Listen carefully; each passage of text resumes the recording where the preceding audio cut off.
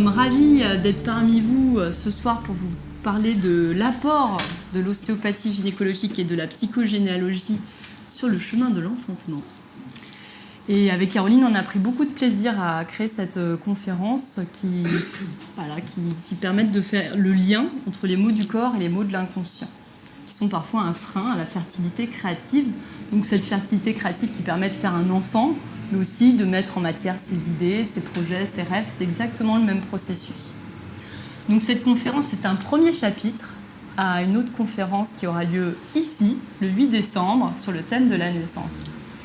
Et donc je me présente, je suis Hélène Mouchin, masseur kinésithérapeute et ostéopathe, spécialisée en ostéopathie gynécologique et endocrinologique. Et ce soir, je vais vous expliquer ce que sont ces spécialités et en quoi elles aident à la fertilité. Et je vous donnerai en fin de conférence des outils très simples que vous pourrez mettre en pratique chez vous pour retrouver votre état d'équilibre hormonal, que vous cherchiez à avoir un enfant ou pas. Je vais laisser Caroline se présenter. Bonsoir à toutes et bonsoir à tous. Oui. Moi, je suis très heureuse aussi de vous voir et de vous rencontrer pour la plupart pour cette conférence. Donc avec Hélène, on avait à cœur de partager nos expériences parce qu'on s'est rendu compte qu'en travaillant toutes les deux, c'était vraiment une grande aide à l'accompagnement, à la fertilité. Parce que Hélène, comme elle disait, elle travaille plus sur les mémoires du corps et moi plutôt sur les mémoires transgénérationnelles. Et les deux ensemble, c'est une super alchimie. Et déjà aussi, en tant que femme, on s'entend très bien et donc c'est facile, c'est fluide. Donc voilà, alors moi je suis donc Caroline Lemonnier, je suis installée en tant qu'analyste transgénérationnelle depuis une dizaine d'années. Donc j'ai été à Toulouse jusqu'à fin 2021, maintenant je suis à Lavore. Et voilà, j'organise des stages et des ateliers. Voilà, c'est un peu mon dada, la psychogénéalogie, mais j'ai aussi une formation de psychothérapeute. J'ai fait l'EFAPO, l'école française d'analyse psycho-organique, qui est un peu une thérapie qui allie le corps et l'esprit, donc avec des relaxations, des choses comme ça.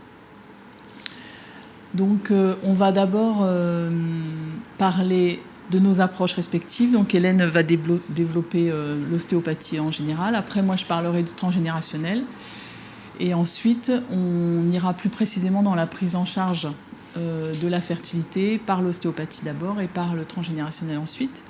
Après, vous aurez tout loisir à la fin de la conférence de nous poser les questions, les choses qui vous ont interpellé ou les questions auxquelles vous avez pensé. Bien sûr, on répondra avec grand plaisir. Bon, je laisse Hélène, je lui laisse la parole à nouveau. Très bien. Bon, en quelques mots, je vais vous expliquer ce qu'est l'ostéopathie.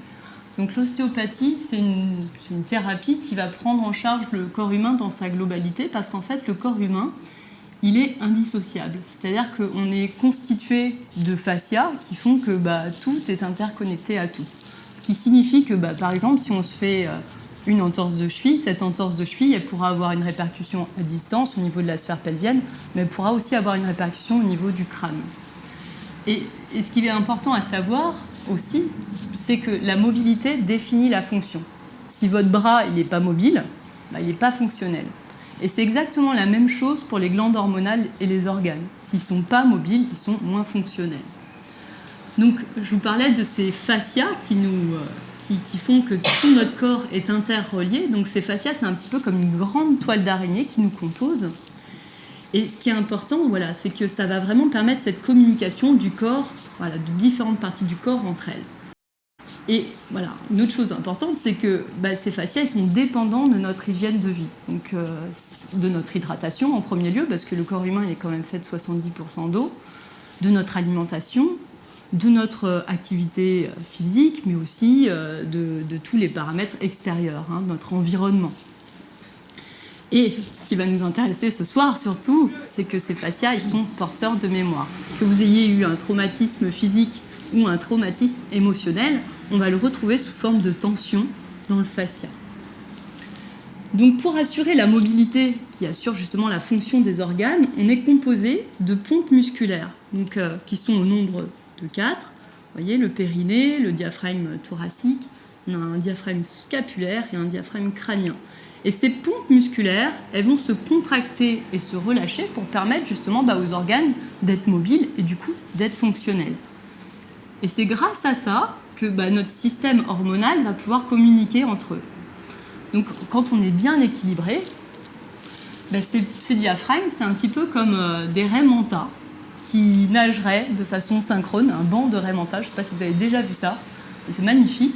Et donc elles sont parfaitement synchrones, et ce qui permet à toutes les glandes hormonales d'être mobilisées de la même manière et de vibrer au diapason. Et de cela dépend notre humeur, une bonne humeur, notre énergie et notre fertilité.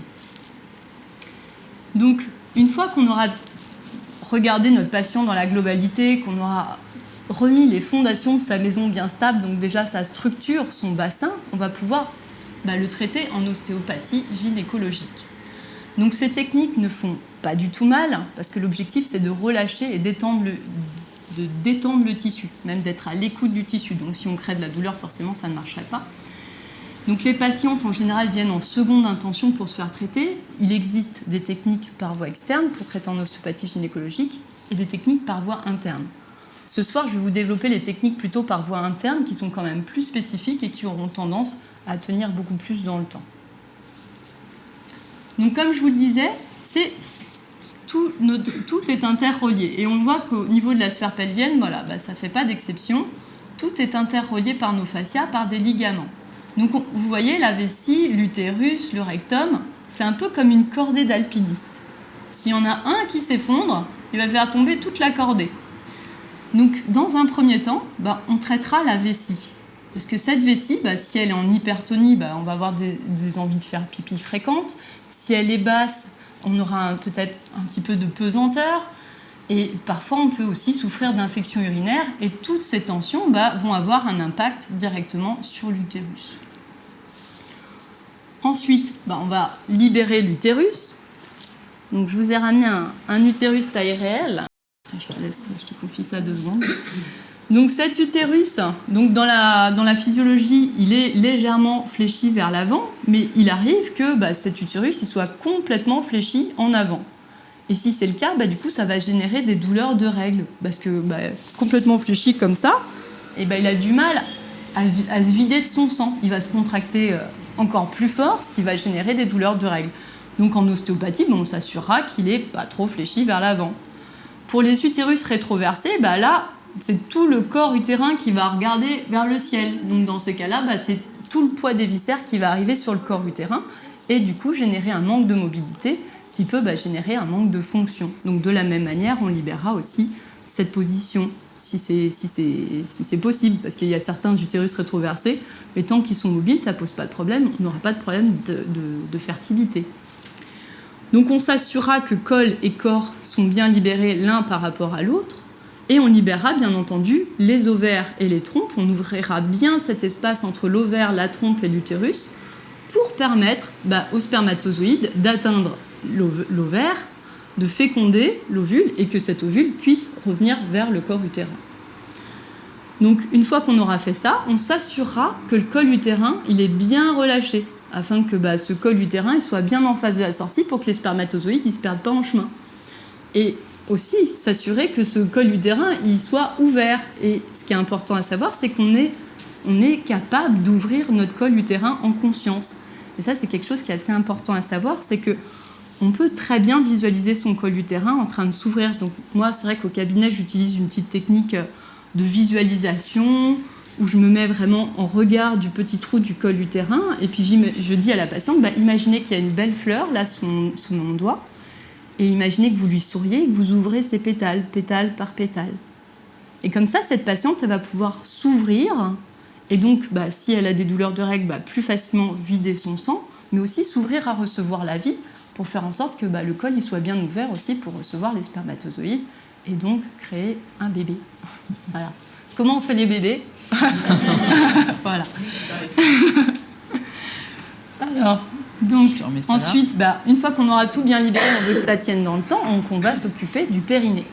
Et ce qui est intéressant, parce que ce périnée, c'est quand même un grand symbole, parce que déjà, rien que le mot périnée, en latin, c'est perineus, qui veut dire autour du temple, autour des ancêtres. Pour dire à quel point c'est une zone qui est chargée en mémoire, un véritable disque dur. Et donc, ce périnée, il a 3 fonctions. il a un rôle moteur, un rôle nourricier, un rôle de soutien. Donc ce rôle moteur, on peut imaginer un petit peu ce périnée comme une voile de bateau. Si la voile de bateau elle est trop tendue, le bateau ne va pas bien avancer. Ou dès qu'il y a une bourrasque de vent, il va avancer de façon anarchique. Donc ça peut créer un état, justement, on a du mal à se poser, on est toujours un petit peu en train de faire. Et on est dans cet état un petit peu de tension intérieure, on va avoir du mal à évacuer avec un périnée tendu. On risque de souffrir de constipation, d'hémorroïdes et parfois souffrir lors des rapports sexuels, ce qui n'est pas facile de concevoir dans ces conditions. À l'opposé, on peut avoir une voile de bateau qui est complètement relâchée. Et dans ces cas-là, le bateau il reste sur place, et à force de rester sur place, tous les organes ils vont avoir tendance aussi à descendre. Donc, ce qui va entraîner parfois des problèmes d'incontinence, des états de pesanteur, et puis un état vraiment où on a du mal à bouger de chez soi, quoi. On est le bateau qui reste sur place. Donc on peut perdre un petit peu en état de confiance. Et puis cette voile de bateau, elle a aussi son histoire.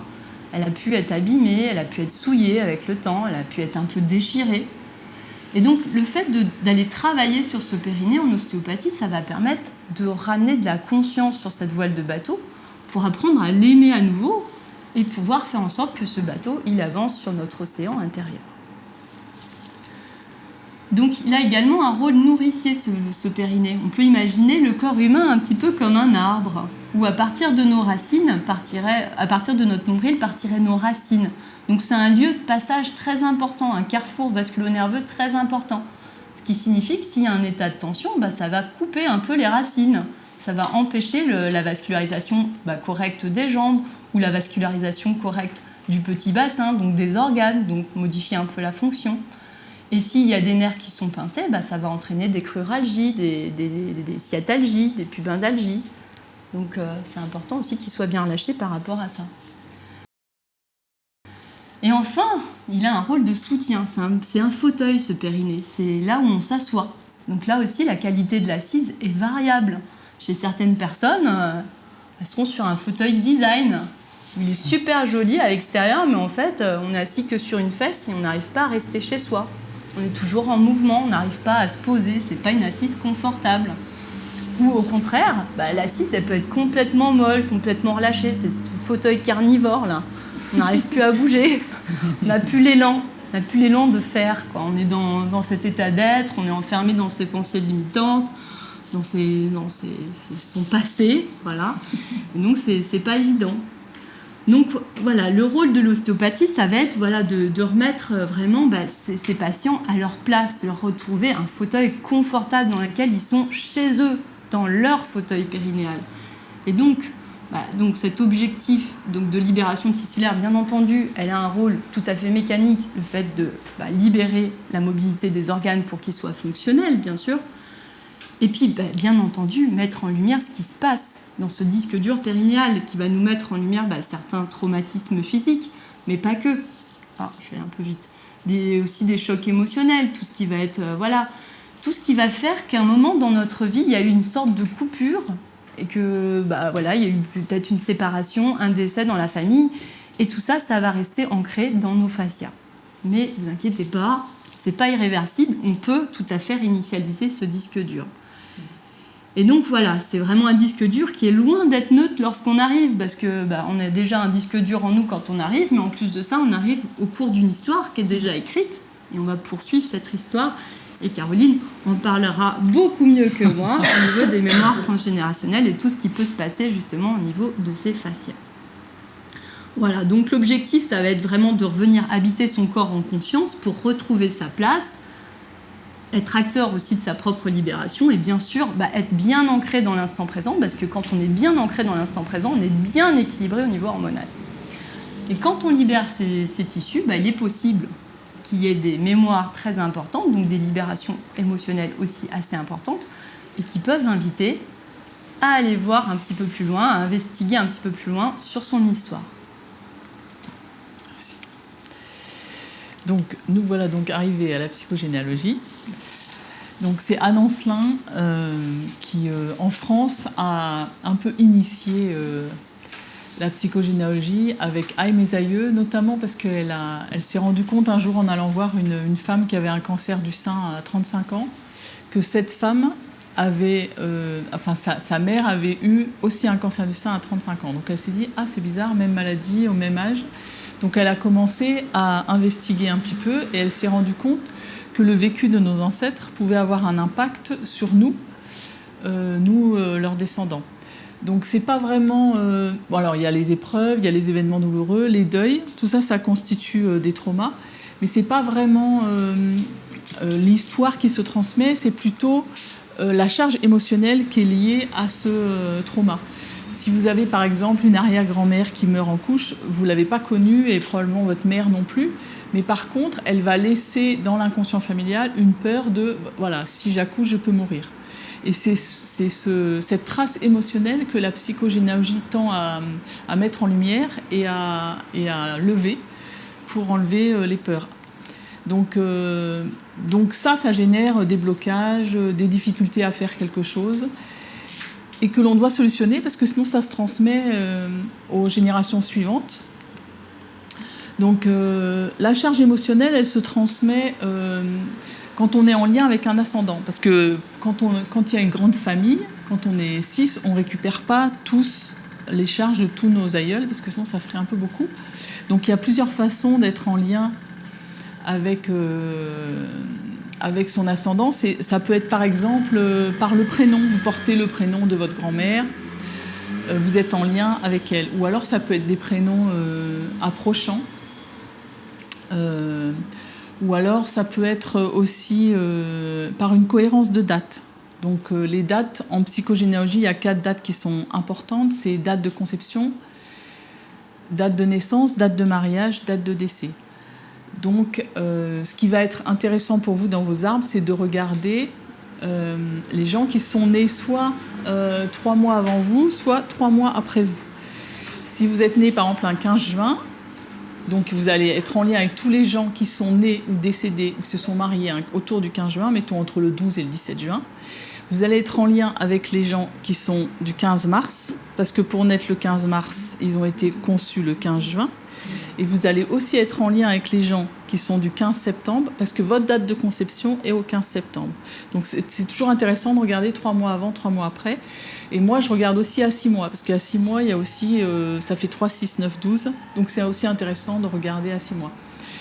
Donc, et les dates, en fait, ce que j'ai vu, moi, dans ma pratique, quand on est en lien avec un ancêtre, en tout cas par une cohérence de date, c'est souvent... ça donne une intensité émotionnelle à la relation. C'est-à-dire que souvent, ce que je vois, c'est que soit c'est des personnes qui vont être distantes, un peu chien et chat, soit ça va être des personnes qui vont être super proches, voire fusionnelles. Et des fois, ça peut passer de l'un à l'autre. On peut être fusionnel dans l'enfance et puis s'éloigner à l'âge adulte, ou inversement, ou ça peut être des phases 6 mois, selon ce qui se passe. Mais ça, c'est des liens qui sont très forts. C'est vraiment des liens transgénérationnels. Pour moi, il y a les liens de parenté classiques. Dans votre famille, vous avez un père, une mère, etc. Donc vous êtes en parenté classique avec ces personnes-là. Vous avez le lien affectif. Vous pouvez avoir une amie, il lui arrive quelque chose. Ça va vous toucher émotionnellement. Donc il y a un lien qui est fort. Et il y a tous les liens transgénérationnels qu'on ne voit pas, qui sont un peu sous-jacents, que moi, par la psychogénéalogie, j'essaye de mettre en lumière parce que ces liens-là sont hyper actifs. Et donc c'est important de les déceler et de voir aussi avec quel ancêtre vous êtes en lien. C'est important parce que ça permet aussi d'aller voir qu'est-ce qu'il a vécu et en quoi son histoire impacte votre histoire. Donc après, on peut être en lien par un événement similaire. Par exemple, je le vois beaucoup dans les couples, les gens qui se marient ensemble. Ils ont par exemple un des parents qui est mort jeune, tous les deux, ou ils ont perdu un frère ou une sœur, ou ils ont dans leur famille des mémoires de guerre ou des mémoires d'immigration. Les Italiens peuvent se marier ensemble, ou même des Italiens, des Espagnols qui sont arrivés en France à peu près à la même époque. Voilà, ils ont un vécu commun, et donc ça donne une base en fait. Et bon, l'amour c'est très bien, hein, mais il n'y a pas que ça en fait. Derrière, il y a plein d'autres choses. Et c'est intéressant aussi d'aller regarder pourquoi on a envie, en tout cas, d'être en couple avec quelqu'un et pourquoi on fait un enfant avec cette personne-là. Ça parle aussi beaucoup des histoires de chaque famille.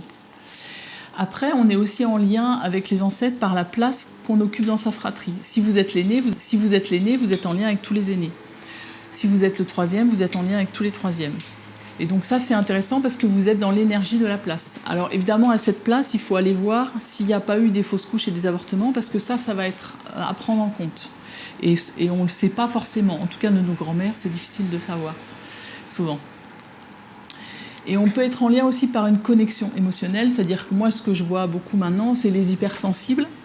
Les hypersensibles, ils sont beaucoup en lien avec le parent hypersensible. Si les deux parents ne sont pas hypersensibles, ils vont être plus facilement en lien avec leurs parents hypersensibles parce qu'ils ont une gestion de l'émotion qui va être la même. Donc ça va faire une connexion d'âme un petit peu. Et comment se manifeste la charge émotionnelle ?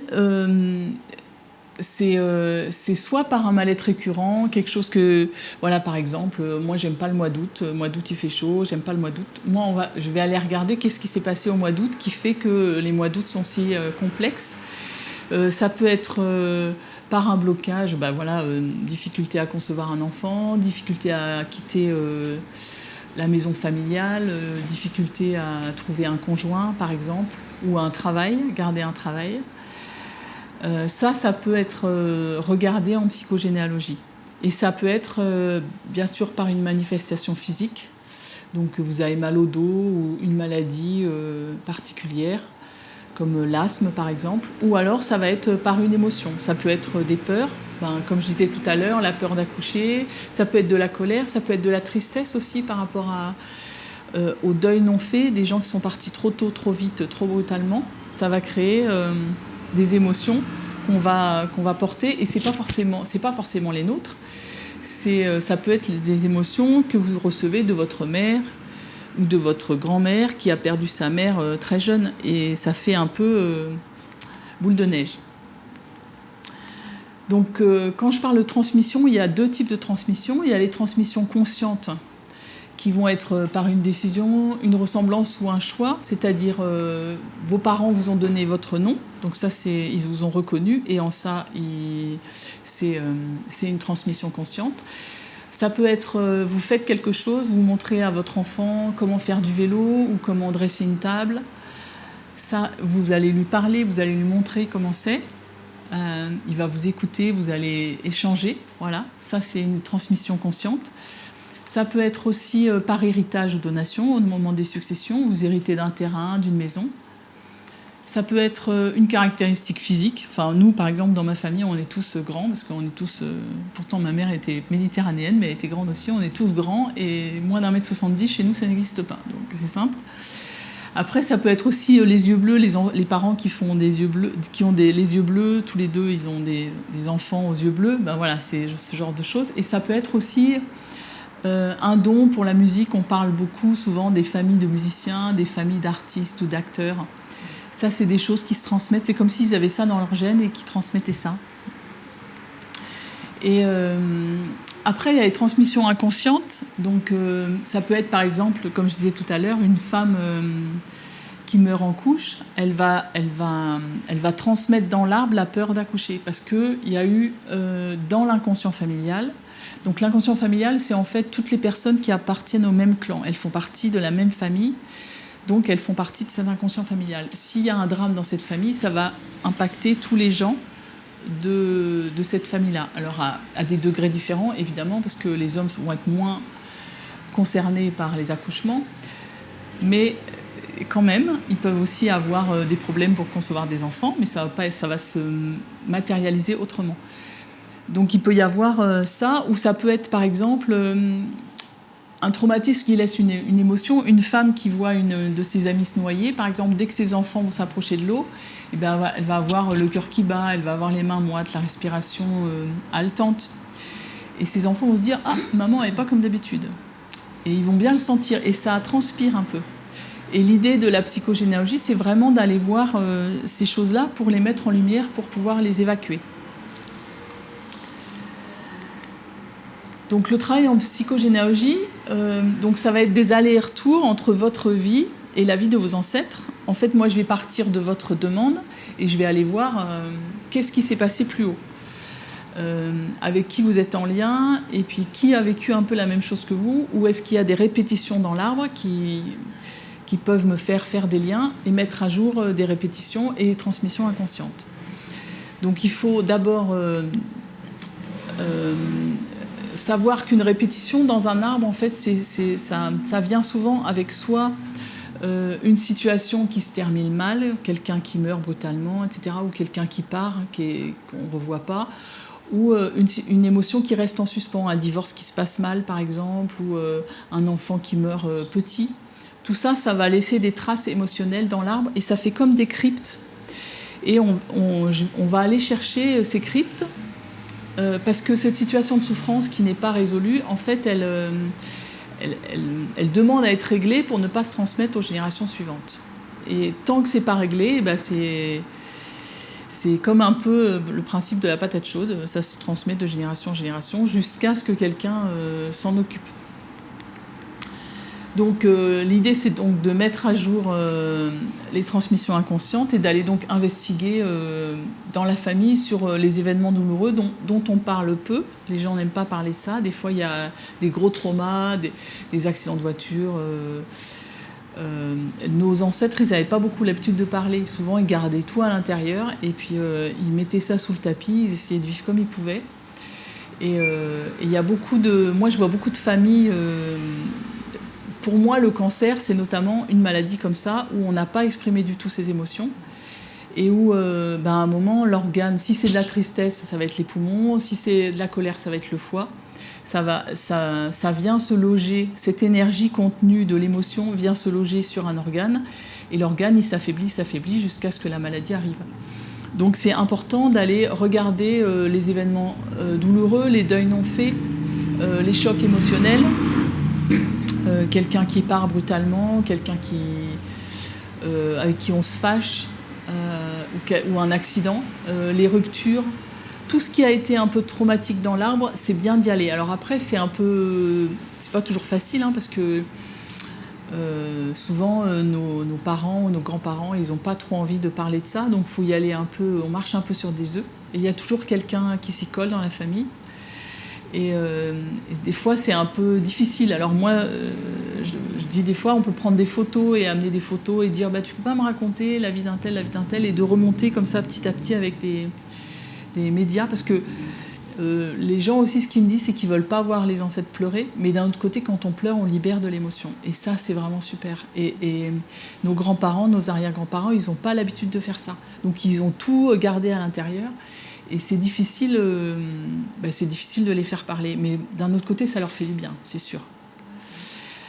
Donc laisser parler la mémoire de l'arbre, c'est-à-dire écouter la famille qui a vécu cette situation. Si on reprend l'exemple de cette femme morte en couche, on peut se demander qui était là. Est-ce qu'elle avait encore ses parents ? Est-ce que son mari était là encore avec elle ou pas ? Est-ce qu'elle avait d'autres enfants ? Est-ce que l'enfant... qui venait naître, est-ce qu'il a vécu ou pas ?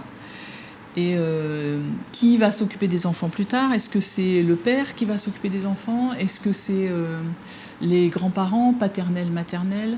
Est-ce qu'il y a des liens qui sont restés avec la branche maternelle si les enfants sont partis à la branche paternelle ? Toutes ces questions-là, ça permet de remettre la personne qui est partie au centre. Parce que souvent, quand les gens meurent brutalement, c'est tellement douloureux d'en parler qu'on préfère même plus prononcer son prénom, et c'est comme un endroit dans la famille où on n'a pas le droit d'aller, et c'est une façon encore d'exclure cette personne-là. Et le travail en psychogénéalogie, ça va être vraiment de redonner une place, c'est-à-dire d'avoir des photos, de parler de cette personne-là, de qu'est-ce qu'elle aimait, est-ce qu'elle aimait cuisiner, est-ce qu'elle aimait les fleurs, est-ce qu'elle était contente d'avoir des enfants, qu'est-ce qui la faisait rire, quels sont les lieux qu'elle habitait, quelle était sa maison. Voilà, à partir du moment où on parle d'elle, c'est une façon de lui redonner sa place. Et surtout, c'est une porte sur l'émotionnel de la famille qui a perdu quelqu'un de cher et brutalement. Donc, quand est-ce que ça s'est passé ? Est-ce que ça s'est passé à l'hôpital ? Est-ce que ça s'est passé à la maison ? Et puis après, voilà, quelles sont les conséquences donc, pour les autres personnes autour. Donc ça permet pour nos ancêtres de prendre conscience déjà de leur vécu, de ce qu'ils ont vécu. Ça permet d'avoir de l'empathie, parce que des fois, quand on a l'histoire de la famille, des fois il y a des choses qu'il faut aller vérifier, parce que Des fois, on me dit « Ah oui, moi, ma mère a perdu son père, elle avait 6 ans, et en fait, il s'avère qu'elle n'en avait pas 6, elle en avait 8, mais c'est pas grave en soi. Mais ce qui est intéressant, c'est de remettre les choses vraiment en place. Et ça permet aussi de comprendre, en fait, d'avoir de l'empathie et d'aller voir un peu qu'est-ce qui s'est passé pour eux, et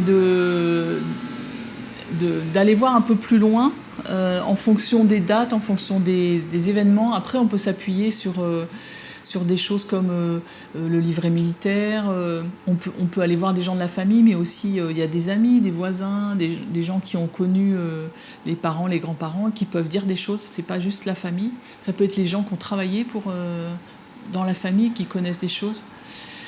Donc ça permet de comprendre, d'accepter leurs décisions, d'intégrer, de voir la trajectoire souvent du secret ou du non-dit, ou aussi des émotions, de cette charge émotionnelle dont je parlais tout à l'heure.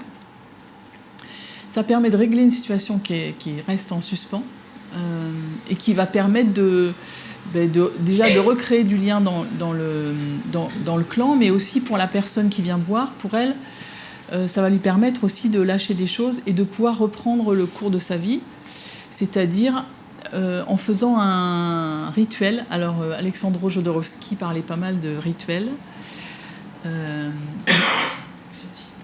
Il en avait un que j'aimais bien, moi, quand il voulait parler à des gens qui ne voulaient pas l'écouter. En fait, il écrivait une lettre, il brûlait cette lettre, il faisait un gâteau, il mettait les cendres dans le gâteau et il invitait les gens à manger le gâteau. Et comme ça, il arrivait à dire ce qu'il avait à dire. Bon, il en a fait plein des rituels. Et donc, les rituels, ça permet de dire à l'arbre, ok, j'ai bien compris qu'il y avait quelque chose qui a dysfonctionné, quelque chose qui a été douloureux pour ma famille, mais maintenant, moi, en tant que descendant, je veux reprendre le cours de ma vie et je veux faire un pas en avant. Donc, ça veut dire faire quelque chose qui dit vraiment dans le réel, voilà, maintenant, la vie reprend son cours, c'est important. Donc ça permet de se décharger d'une émotion qui n'est pas la nôtre et qui peut nous impacter longtemps et gravement. Et se libérer des transmissions inconscientes. Et puis aussi arrêter la transmission aux descendants, parce que si vous ne vous en occupez pas, c'est vos enfants qui s'en occuperont. Donc voilà. Et donc ça permet d'avoir un arbre apaisé. Donc pour les défunts, ça permet d'avoir chacun à sa place, parce qu'il y a aussi des fois des problématiques de place, de retisser du lien, d'honorer leur mémoire et qui leur permettent de reposer en paix. Il y a une forme d'empathie qui se met en place et on pardonne. Et c'est plus apaisé là, parce qu'on comprend les choses. À force d'aller voir plus haut, on comprend déjà leur vie, comment ils ont vécu, quels choix ils ont dû prendre, quelles décisions ils ont dû prendre.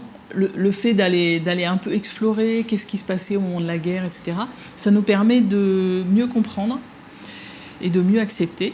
Et pour nous, en fait, voilà, nous aussi, ça nous permet de prendre notre juste place, de retrouver notre libre arbitre, donc de ne plus être ballotté par cet inconscient familial qui était douloureux, de lever le blocage et la difficulté, d'arrêter la transmission, bien sûr, et aussi d'apaiser l'arbre. Donc c'est bien et pour eux et pour vous. Et donc ça permet de construire sa vie, de continuer son chemin, et donc de pouvoir aller concevoir un enfant, et donc d'aller voir Hélène, qui va vous préparer. Un ostéo qui travaille en gynéco. Et donc là, je vais vous expliquer un petit peu quels sont les troubles qu'on peut retrouver justement en ostéopathie et qui peuvent générer des problèmes de fertilité. Donc il y a 2 types de troubles possibles. Donc soit ça vient du crâne, soit ça vient directement des organes pelviens, soit ça vient des deux. Ça, c'est pas de bol, mais ça arrive assez souvent. Et donc pour l'origine centrale, il faut savoir que sur un corps humain vivant, les os du crâne, ils sont mobiles. Ça fait un peu comme un ballon qui se gonfle et qui se dégonfle. Et grâce à ça, votre cerveau il est bien vascularisé, bien innervé, et toutes les glandes hormonales qui sont à l'intérieur de votre cerveau vont pouvoir communiquer avec les glandes périphériques. Donc c'est assez important. Et grâce à ça, du coup, on a cette communication hypothalamo-hypophysaire, ovarienne ou testiculaire qui va permettre du coup une bonne spermatogénèse et une bonne ovogénèse. Les troubles, donc au niveau des signes cliniques qu'on va retrouver quand on a des problèmes d'origine crânienne, à 100% des cas, on va retrouver une fatigue le matin au réveil. Donc si vous êtes fatigué le matin au réveil, c'est qu'en général, voilà, votre crâne n'est pas d'une grande mobilité et que la glande pinéale située à l'intérieur de votre cerveau, elle n'a pas pu régénérer toutes vos autres glandes pendant que vous dormiez. Parce que le corps, il s'auto-traite, il s'auto-guérit la nuit. Et donc ça veut dire qu'en gros, vous aviez branché votre câble de portable de travers et vous commencez la journée à 30% de batterie. Et dans ces cas-là, on n'est pas très sympa. On peut avoir des troubles de l'humeur parce que le corps, il est en état de lutte, il est toujours en état un petit peu de survie. Donc... Et au niveau des signes cliniques aussi propres à un traumatisme d'origine crânienne, on peut avoir une altération de l'odorat. Donc parfois, si on a pris un choc sur la face ou sur la tête, on peut avoir un odorat qui est complètement absent ou au contraire complètement exacerbé. Ça, c'est des signes aussi cliniques qui peuvent se dire, tiens, il y a peut-être un truc. Chez la femme, on risque de retrouver des troubles du cycle avec des absences de règles, des aménorrhées, donc des cycles longs supérieurs à 32 jours, des cycles courts inférieurs à 24 jours, des cycles sans ovulation, et des cycles de mauvaise qualité ovulatoire. Donc, dans les cycles de mauvaise qualité ovulatoire, on risque d'avoir des fausses couches à répétition et parfois même des œufs clairs. C'est-à-dire qu'en fait, il y a eu une cinétique de fécondation qui ne s'est pas poursuivie et que c'est une poche qui continue en fait à se créer et qui est appelée œuf clair. Au niveau de l'origine locale, et du coup, comme on l'a vu tout à l'heure, si les organes pelviens, si l'utérus n'est pas mobile, forcément, il va être moins fonctionnel. Et donc, au niveau des signes cliniques, si on a un utérus qui n'est pas mobile, il va se contracter comme un fou et il va vous créer un cycle douloureux. Et quand on a mal, en général, on n'est pas très sympa. On peut avoir des troubles de l'humeur, ce qui est normal. On devient un gremlins. Et c'est pas normal d'avoir des douleurs pendant les règles. On peut avoir aussi des ovaires polykystiques, des fibromes, parce que forcément, ces ovaires ne sont pas mobiles, ils n'arrivent pas à se drainer des follicules, donc ils grossissent, ils grossissent, ils grossissent, et c'est exactement la même chose pour l'utérus. Il peut développer des fibromes. On peut avoir des endométrioses qui s'aggravent, parce que cet emballement tissulaire dont reparlera Caroline à sa façon, justement, si l'utérus n'est pas mobile, le sang qui reflute, il va encore plus se coller, ça va encore plus créer d'adhérence, et donc on aggrave le problème. Au niveau des origines locales, il y a aussi toute la qualité tissulaire du périnée, donc tout ce qui va être mycose, sécheresse, inflammation, et tout ça va générer des douleurs au rapport sexuel et parfois empêcher les rapports sexuels. Donc ça, c'est quelque chose qui est assez fréquent et qui se traite très bien. Et c'est vrai que c'est important de savoir que, voilà, grâce à l'automassage du périnée, grâce à cette invitation de notre corps à aller voir ce qui se passe plus bas, en ramenant notre conscience dans notre périnée, on peut tout à fait se libérer de ces problèmes-là. Parce que l'idée, c'est quand même de concevoir un enfant dans le plaisir et dans l'amour, sinon c'est pas très sympa. Voilà. Donc au niveau de l'accompagnement, l'ostéopathie gynéco, c'est très très complémentaire de tous les traitements de procréation médicalement assistée. Donc en général, on traitera en amont, bien sûr, tous les examens, s'il y a un spermogramme qui va être prévu, s'il y a un prélèvement d'ovocytes, s'il y a une implantation prévue, bien sûr, on se verra en amont pour bien préparer le corps, bien préparer ce bel équilibre hormonal qui va faire que le petit nid, il est dans les meilleures conditions du monde pour conserver le bébé. On traitera beaucoup le foie dans le cadre de la PMA parce qu'effectivement, c'est le premier qui va souffrir de ce surplus hormonal. C'est l'usine d'épuration de notre corps. C'est lui qui va nettoyer le sang, mais c'est aussi un lieu de synthèse très importante au niveau des hormones. Donc on s'assurera qu'il est bien mobile, ce qui va le drainer. Et là, je recommande aussi en parallèle tout ce qui va être yoga hormonal. J'ai vu que tu avais un truc sur le yoga hormonal. Donc les autopompages. Donc vous avez un yoga hormonal assez connu qui s'appelle les 5 Tibétains, pour retrouver sur YouTube. Il y a plein de versions possibles. Il est vraiment pas mal pour justement faire ces autopompages, pas que du foie, de toutes les glandes. Et bien sûr, on va relancer le métabolisme hépatique avec une alimentation équilibrée, avec une bonne hydratation. Le foie, il aime bien le chaud, il aime bien boire chaud, mais de l'eau. Et le chardon-marie, c'est une bonne aide aussi. C'est que des plantes, ça va graisser un peu la pâte des ouvriers de l'usine d'épuration et ça va relancer le métabolisme. On va aussi traiter les reins, parce que les reins, c'est les fondements de la vie. C'est là qu'on a toute notre réserve d'énergie au niveau hormonal. C'est là, c'est nos ailes. Et c'est aussi ce qui nous permet de gérer le stress. Il faut savoir que quand on est sur un parcours de PMA, en général, on est pas mal stressé. Ce qui est un problème, puisque sous stress, personne n'est fertile. Puisqu'on est en état de survie, sous stress, eh ben, on ne va pas pouvoir créer la vie. Donc, pour pouvoir sortir de cet état de stress, rien de mieux que de couper un petit peu son emploi du temps très très chargé, d'essayer de se trouver des journées pour soi, des temps calmes, se mettre en rapport avec l'eau. Les reins, ils adorent, hein, les bains, la mer, ça, c'est super, les vacances à la mer pour les reins, c'est génial. Et puis bien sûr, beaucoup boire. Hein. Il y a des gros problèmes, en fait, c'est des fois très simple, des problèmes de fertilité, mais c'est juste parce qu'on est déshydraté. Donc voilà, l'hydratation, c'est hyper important. Et se coucher tôt, toutes les heures avant minuit, vont vraiment régénérer les reins. C'est vraiment ce qui va aider les reins à se requinquer. On traitera bien entendu la thyroïde. La thyroïde, c'est un peu le chef d'orchestre de toutes nos glandes. C'est elle qui va rythmer notre cadence intérieure, hein, qui va faire en sorte que tout se passe bien, mais qui va aussi essayer de l'harmoniser avec notre cadence extérieure. Donc c'est une sacrée mission. Hein. Donc c'est vrai que les gens qui sont toujours en train de faire, de courir partout, là, ceux qui sont sur un fauteuil périnéal pas du tout confort, là, qui n'arrivent pas à se poser, eh ben, on peut avoir un problème d'hyperfonction thyroïdienne. Donc là, on va les inviter plutôt à ralentir, à méditer, à faire du yoga hormonal, à se détendre. Et à l'opposé, si on est sur un fauteuil plutôt carnivore où on n'arrive plus à bouger, là, voilà, le rythme intérieur, il est très bas. Donc là, on va être plutôt sur de l'hypofonction. Donc là aussi, le yoga hormonal, c'est super bien. Les bains de mer, l'iode, tout ça, ça va être top. Donc cet équilibre interne, donc moi, c'est vrai que c'est un chemin que j'ai emprunté moi-même. Hein, le chemin de la fertilité, c'est grâce à ça que je vous parle d'ailleurs ce soir. C'est vrai que la place du couple sur le chemin de la fertilité est loin d'être évidente, parce que ça impacte directement notre essence. C'est vrai qu'en tant que femme, la femme se doit de concevoir, c'est naturel, c'est quelque chose...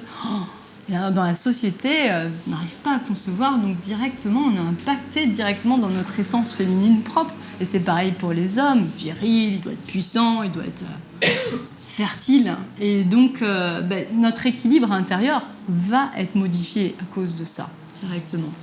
Il faut savoir que la sphère pelvienne, c'est un peu à l'image de notre petit couple intérieur. C'est-à-dire que on est cette unité de cellules sexuelles masculines qui a rencontré une cellule sexuelle féminine, et on a en nous ce côté féminin et ce côté masculin. Et donc finalement, voilà, quand on a une sphère pelvienne, des fois on trouve des symphyses pubiennes, il y en a une qui monte, l'autre qui descend, on se dit oh là là, au niveau équilibre féminin-masculin, il y a peut-être un petit truc à revoir. Et voilà, tout cet équilibre, il est exactement pareil dans notre corps. Déjà, rien que nos glandes, tout est comme ça. Tout est équilibre féminin, masculin, chaud, froid, fonction endocrine, fonction exocrine. Donc on reçoit, on donne, on fait, on est. Et on est à l'image, en fait, de cet équilibre hormonal. Si on est toujours en train de faire, toujours en train de donner, on ne va pas pouvoir s'ouvrir à recevoir la vie. Ça va être compliqué. Et à contrario, si on est toujours en train de recevoir, et là notamment je pense tout ce qui va être nourriture, les personnes qui ont besoin de se combler au niveau émotionnel avec de la nourriture, avec de la matière, ils vont s'enfermer dans leur état d'être et ils n'auront plus l'élan de faire. Donc c'est vraiment ce pur équilibre qui va permettre notre fertilité créative. Et donc pour retrouver son équilibre, donc, comme je vous le disais, voilà, c'est un chemin que j'ai emprunté moi-même, et c'est vrai que je me rappelle que sur ce chemin, souvent les anciens me disaient « laisse faire, ça va arriver tout seul ». Et ça avait vraiment tendance à m'énerver, parce que c'est vrai qu'on est dans cette course vers le bébé, à un moment. On est dans cette course vers la grossesse, où chaque mois, on est dans l'espoir qu'on va tomber enceinte, que ça y est, le bébé il va être là 9 mois plus tard. Et du coup, vraiment, on est dans cette cinétique où presque on a tellement envie d'être enceinte qu'on oublie même à la fin qu'il va y avoir un bébé. Et donc, c'est vrai que pour se laisser le temps pour pouvoir sortir de cette course et pour pouvoir écouter vraiment ce qui résonne profondément en nous, il faut déjà avant tout se laisser le temps d'être. Parce que si on est toujours en train de faire, ça va être compliqué pour comprendre un petit peu pourquoi ce corps, il ne veut pas. Qu'est-ce qui se passe concrètement dans notre corps pour écouter ce qui se passe et accueillir et accepter ce qui se passe dans notre corps. Donc les outils pour retrouver son état d'être, C'est vrai que moi, j'aime beaucoup la méditation, mais là, je pense que pour ralentir, c'est vraiment un super outil. Et je pense notamment à cette méditation qui s'appelle la méditation du sourire intérieur, qui est une méditation qui est très connue qui a la capacité de réharmoniser tout le système hormonal, tout le système nerveux et tout le système digestif. Donc super beau cadeau à faire à son corps, qu'on a envie de concevoir ou pas. Et puis enceinte, ça fait des bébés rayonnants, hein, donc vraiment, je vous conseille. Et voilà, si on n'arrive pas du tout à méditer, bien entendu, le fait de masser son périnée manuellement, ça va aussi permettre de reprendre sa place. Donc c'est vrai que si on n'arrive pas du tout à méditer, là, effectivement, il faut se poser un peu la question de sur quel type de fauteuil je suis assis. En général, on est sur du design, fakir, en lévitation au-dessus de soi-même. Donc voilà, une belle invitation à se masser. Donc l'automassage du périnée, j'ai mis une version du massage sur YouTube avec différentes façons de masser. Il y en a une avec une balle de tennis, une où vraiment on va aller masser le périnée de façon externe. Et là, je pense à toutes ces femmes qui souffrent énormément de vaginisme, de douleur. Donc vraiment, le fait d'aller masser, d'aller reprendre contact, d'aller mettre ses mains au niveau de son périnée, ça va vraiment permettre de remettre de la conscience dans cette assise périnéale pour vraiment reprendre sa place. Et après, voilà, je remonte aussi sur la vidéo une technique qu'on va aller travailler en interne. C'est exactement la même chose que ce qu'on fait en ostéopathie gynécologique. On va aller vraiment à l'écoute de ces tissus, à l'écoute de ces tensions et aller voir un petit peu ce qui se passe. Donc je vous explique tout ça dans cette petite vidéo qui s'appelle l'automassage du périnée. Je ne me suis pas trop cassée sur le titre. Voilà. Et bien entendu, voilà, c'est vous qui avez tous les outils en main pour retrouver votre état d'être et votre état d'équilibre. Le rire, ça c'est magique. Au niveau hormonal, ça fait vibrer toutes les glandes et d'un coup, il y a tout qui se réharmonise. Donc, dans le Tao, on dit que le rire, c'est une poussière de joie qui fait éternuer le cœur. C'est joli. Et donc, voilà, si on est chanteur, le fait de chanter, si on est plutôt artiste, le fait de dessiner, tout ce qui va nous faire vibrer, cuisiner, marcher dans la nature, ça va vraiment nous aider à retrouver cet état d'être. Voilà. Et donc, je vais redonner la parole à Caroline qui va nous parler d'un arbre absolument passionnant. Alors, j'avais envie de vous donner un exemple d'une famille que j'ai suivie. Alors, ce qui est intéressant dans cette famille, c'est que je n'ai pas vu les femmes qui voulaient concevoir, mais j'ai vu leur mère. C'est-à-dire que Laura est venue me voir en me disant « Voilà, mes filles n'arrivent pas à concevoir des enfants, et moi, je suis un peu dans l'impuissance parce que je n'arrive pas à les aider. Est-ce qu'on pourrait faire un travail en transgénérationnel ? Et comment ça pourrait les aider ?» Donc, je lui ai déjà demandé est-ce que ces filles étaient OK avec ça. Bon, elles étaient OK. Et on a eu comme base qu'elle raconte les séances à ses filles après chaque séance et qu'on fasse un peu un débriefing pour que ces filles soient dans le processus, même si elles n'étaient pas là. Et moi, je trouvais ça intéressant de faire ça. C'était pour moi un peu une expérience parce que comme l'inconscient familial, c'est toute la famille, c'est intéressant pour moi de travailler sur quelqu'un, mais pas en direct en fait, et de voir que ça impacte aussi l'inconscient familial. C'était ça que aussi je voulais voir. Donc Laura est mariée avec Michel, donc, et ils ont 2 filles, Émilie et Sarah, qui sont toutes les 2 en couple et qui veulent donc concevoir des enfants. Donc le début de l'histoire, c'est que Émilie fait une fausse couche, et donc Laura vient me voir et me dit voilà, comment est-ce que je peux faire ? Je lui dis on va aller voir déjà dans votre branche maternelle. Donc par l'intermédiaire de sa mère Liliane, on est allé voir toute la famille. Donc elle m'a parlé de ses grands-parents, Pierre et Marie, donc, qui ont eu pas mal d'enfants. Le deuxième est mort à 4 ans d'une méningite.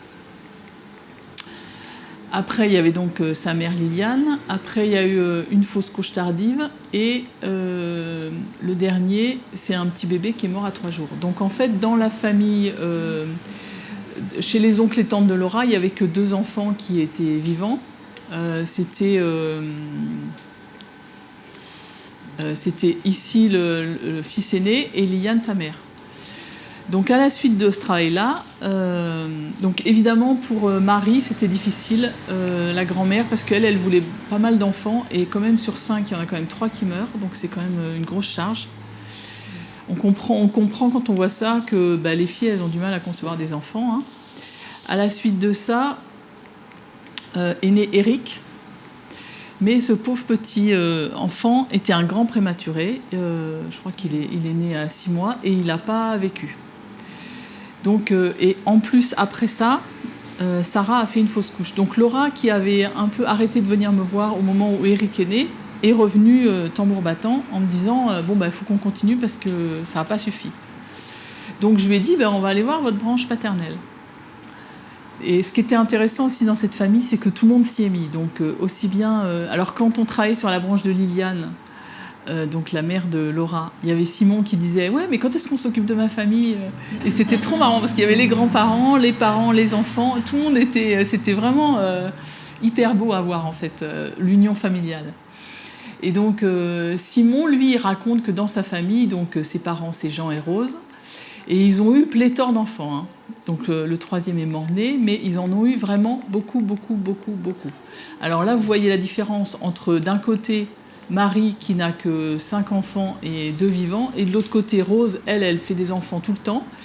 Et Laura, elle me disait, ma grand-mère, elle me disait ah mais non, mais fais pas d'enfants, les enfants, il y en a tous les quarts d'heure, etc. Il y a autre chose à faire. Enfin, et c'était pas du tout la même approche en fait.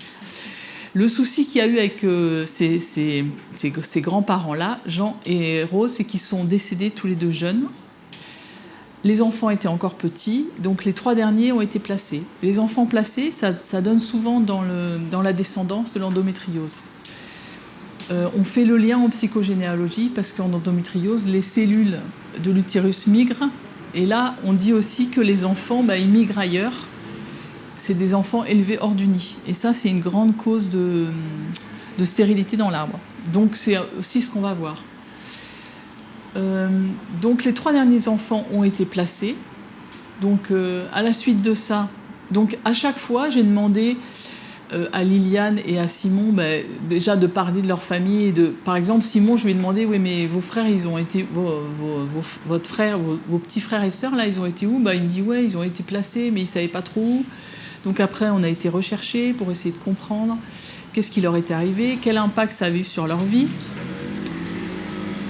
À la suite de ça, je leur ai demandé d'honorer les grands-mères, parce que j'ai demandé à Laura d'honorer ses grands-mères. Marie, parce qu'elle avait sûrement souffert dans sa chair de mère, et Rose aussi, parce qu'elle avait fait beaucoup d'enfants, et qu'elle était partie sûrement d'épuisement. Donc honorer les grands-mères, c'est par exemple, avec Laura, ce qu'on a choisi de faire, c'est elle avait des photos de ses grands-mères, et elle les mettait sur son bureau, elle allumait une bougie tous les soirs, et elle a fait ça jusqu'à ce qu'elle n'ait plus envie ou qu'elle oublie de le faire. Et ça a remis donc Marie et Rose à leur place. Et ça a permis que Lucie arrive en bonne santé et à terme. J'ai demandé aussi à ce qu'on honore Eric, parce que Eric, il avait fait le passage pour sa petite sœur. Donc c'était important que lui ait sa place. Et à la suite de ça, il y a eu une petite Jade et Marc.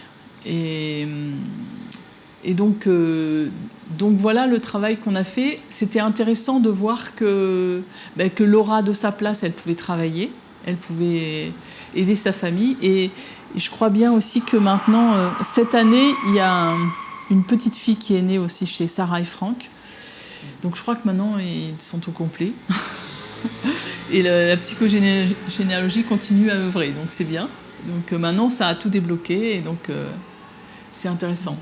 Et c'est vrai que d'aller voir ce qui se passe plus haut, ce qui s'est passé avant, ça permet aussi de prendre en compte les douleurs, justement, de Marie et Rose, j'ai envie de dire, mais aussi peut-être de Liliane qui a perdu ses frères et sœurs, de Simon dont les frères et sœurs ont été placés. Et toute cette antériorité-là fait que, évidemment, en bas, faire des enfants, c'est compliqué. Et donc d'aller voir chaque crypte et d'aller à chaque fois nettoyer, remettre du lien, remettre de la lumière, remettre de l'amour, ça permet que les enfants arrivent, et au moins eux, ils n'auront pas ça comme problème, c'est sûr, parce que leurs parents ont travaillé, leurs parents, grands-parents, arrière-grands-parents ont travaillé pour eux. C'est quand même génial, hein. Donc le projet Sens, c'est une période qui commence avec l'idée consciente ou inconsciente qu'ont les parents de concevoir un enfant. Et il y a 5 phases. Il y a la conception de cet enfant, sa gestation, sa naissance, l'accueil de cet enfant dans la famille et sa première année de vie. Donc en fait, moi je vais regarder. Alors les conceptions, je trouve c'est intéressant parce qu'on a tous une conception et souvent ça. Comment je vais dire ça ? Souvent ça peut donner une couleur à notre vie future. Et c'est important pour, quand je vois des mères, de regarder le projet-sens des enfants. Donc ce que je conseille souvent aux mères quand elles ont des enfants, c'est de noter tout ce qui se passe dans la famille à peu près 1 an avant la naissance. Même 18 mois avant la naissance et 1 an après. Ça permet de voir un peu qu'est-ce qui s'est passé dans la famille qui peut impacter l'enfant. Parce que même si l'enfant, il paraît pas touché par ce qui se passe, il va de toute façon récupérer les émotions des spermatozoïdes de son père, il va récupérer les émotions de sa mère, soit par les ovules, soit par le fait d'être dans son ventre pendant 9 mois. Donc cet enfant-là, il fait partie de cet inconscient familial-là. Et si on arrive à voir un peu dans quelles conditions de vie il arrive, ça permet de résoudre des problèmes plus tard. Je le fais beaucoup avec les femmes qui viennent me voir quand elles ont des problématiques avec leurs enfants. Ça marche vraiment bien. J'en parlerai dans la conférence sur la naissance. Je ne vais pas tout vous dire aujourd'hui quand même. Donc on va aller regarder quand est-ce que l'enfant a été conçu. Est-ce que c'est après une fausse couche ou après un avortement ? Ça veut dire quand même dans un utérus mortifère. Donc ça peut être difficile à vivre. Pour la mère, si c'est un avortement subi, ou même après une fausse couche. Et aussi peut-être aussi pour le père. Est-ce que c'est un retour de couche et dans ces cas-là, l'enfant il arrive trop tôt ? Donc la maman va peut-être pas forcément être disponible à cet enfant-là parce que elle s'occupera peut-être de l'aîné. Ça peut être aussi après des difficultés de conception. Donc dans ces cas-là, on dit que l'enfant est précieux parce qu'il a été attendu longtemps. Et donc c'est un enfant qui porte beaucoup d'attentes de ses parents et de ses grands-parents parce que ça fait longtemps qu'on l'attend. Et ça peut être après un décès ou au moment d'un décès. Souvent on dit mort et renaissance. Souvent il y a des décès qui sont en lien avec des naissances. Et pourquoi est-ce qu'il a été conçu ? Des fois, ça peut être pour rabibocher un couple, c'est un peu soit un enfant de réconciliation, ça peut aussi être un enfant pansement ou un enfant médicament si un autre enfant est malade. Donc ça veut dire qu'il va quand même porter ça aussi. Le projet-sens, c'est un peu l'intention dans laquelle on arrive sur cette terre. Donc c'est important d'aller regarder. Bon, évidemment, c'est pas figé dans le marbre, donc une fois qu'on en prend conscience, ça peut changer, heureusement. Ça peut être un enfant conçu hors mariage. Bon, maintenant, c'est plus très important, les enfants conçus hors mariage, mais à l'époque, les enfants conçus hors mariage, ils étaient responsables du mariage de leurs parents. Parce que le fait qu'ils soient conçus faisait que les parents devaient se marier. Et donc, si le mariage des parents était une réussite, ça allait bien. Mais si le mariage des parents était un échec, c'était un échec aussi pour l'enfant. Et c'est une grosse responsabilité pour un enfant. Ça peut être aussi le premier enfant de la famille. Alors, soit le premier enfant d'une génération, ça veut dire que ça fait bouger tout le monde monte d'un cran, il y a une nouvelle génération qui arrive. Donc, les frères et sœurs deviennent des oncles et tantes, notamment. Et si c'est le premier enfant d'une famille, mais qui n'est pas forcément le premier enfant de la génération, ça fait quand même bouger aussi les gens de la famille. C'est-à-dire qu'avant, on était parents, enfants de nos parents, et on devient parents de nos enfants. Donc ça change la donne. Et ça veut dire aussi que nos parents deviennent grands-parents, que nos grands-parents deviennent arrière-grands-parents, et tout le monde monte d'un cran. Donc ça, c'est un passage dans les familles, ces moments où les gens partent ou d'autres personnes arrivent, parce qu'on change de place. Et c'est pas toujours facile. Donc, on parle d'un enfant de remplacement quand il a été conçu après le décès d'un enfant. Donc il y a des enfants de remplacement célèbres. J'en ai nommé 2 là, mais en fait il y en a 3. Il y a Salvatore Dali. Lui, il disait qu'il allait avec ses parents sur la tombe de son frère qui s'appelait Salvatore aussi, et qui lui ont dit qu'il était la réincarnation de son frère. Lui, ça l'a beaucoup agacé. C'est pour ça qu'il a pris beaucoup de place, parce qu'il ne voulait pas vivre dans l'ombre de son frère. Après, il y en a un autre qui est Vincent Van Gogh, qui était aussi un enfant de remplacement. Il avait eu un grand frère qui s'appelait Vincent, qui était mort pile poil 1 an, jour pour jour, avant sa naissance. Donc il allait pareil sur sa tombe avec sa mère et il voyait Vincent Van Gogh avec quasi la même date de naissance, le même nom, la même date de naissance. Bon, ça lui a pas trop bien réussi, hein. Et bon, à part pour ses tableaux peut-être, mais pour sa vie en tout cas. Il avait quand même un côté assez mortifère, Vincent Van Gogh. Et aussi, quand son frère Théo a eu un enfant, il l'a appelé Vincent, et Vincent Van Gogh, lui, est mort. Ça pose la question de est-ce qu'il peut y avoir qu'un seul Vincent Van Gogh vivant dans la famille? C'est ça que moi, je me pose toujours cette question. Je n'ai encore pas la réponse. Mais... Et il y en a un autre qui est Daniel Balavoine. Donc Daniel Balavoine, il disait tout le temps je suis sur le banc des remplaçants, parce que lui, il était d'une grande fratrie aussi. Il avait un frère qui s'appelait Xavier. D'ailleurs, lui, il s'appelait Daniel Xavier. Et son frère était mort... Alors, ce qui est intéressant avec Daniel Balavoine, c'est qu'il est né un 5 février. Son frère est mort un 5 février. Et lui, Daniel Balavoine, il est décédé un 14 janvier. Son frère était né un 14 janvier. Donc, on peut quand même se poser des questions. Moi, ce que j'aime bien regarder en psychogénéalogie, parce que je ne veux pas faire des suppositions qui ne sont pas basées sur quelque chose de réel, donc je vais toujours regarder ce qui est factuel. Et une chose factuelle, ça peut être une chance ou une malchance. Une deuxième chose factuelle, ça peut être une coïncidence. Et une troisième chose, c'est une cohérence.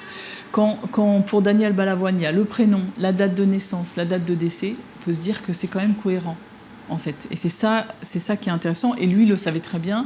Et il disait tout le temps à sa mère, de toute façon, si Xavier n'était pas mort, je ne serais pas là. Et ça l'a beaucoup impacté.